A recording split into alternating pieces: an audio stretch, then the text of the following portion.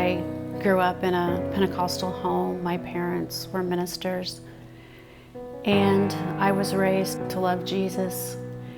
But the minute I turned 18 years old, I left and I decided to live on my own. I didn't really know that there was really a God because I didn't serve a God for myself. I served God for my parents. I lived a life where the only important things in life were having a nice home, having the perfect looking family to the outside world, driving a nice car, looking like you were successful. But it was so empty. When my son Dan became a heroin addict, it was a horrible time in all of our lives, and we were really put through the ringer. Through the majority of my 20s, I was either locked up in the Department of Corrections or I was searching for a way to stick a needle in my arm. And through all of the turmoil, I had deluded myself into thinking that maybe God didn't even really exist.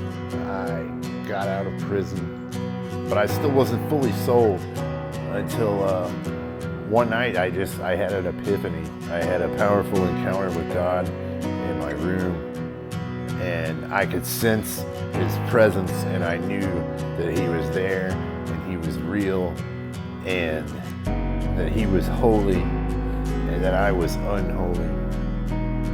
And so I cried out to Jesus, and I asked Him to forgive me, and I just felt love like I've never experienced before wash over me.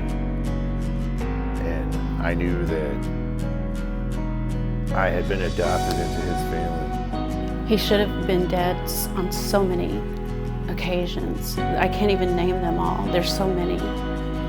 And God delivered him, and God taught him, showed him His love.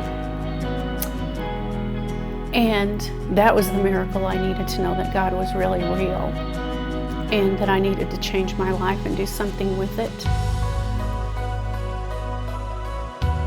I'm pretty shy most of the time, and I don't know how to witness to people. And one day I got this bright idea that I'd make myself a t-shirt and call it a Jesus jersey. And when someone asks me about it, it opens a door, and I can tell them about Jesus and what He's done in my life. I thank Him for that. I thank Him for saving me. I thank Him for giving me the knowledge of who He is and the hope for others and the hope of more to come. Being ready to share your faith.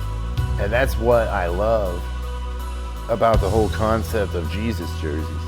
And it's like an open door to start a conversation. But see, we all have our story, and we all have our journey of faith. And so what we would like to do is to invite you to be a part of that story.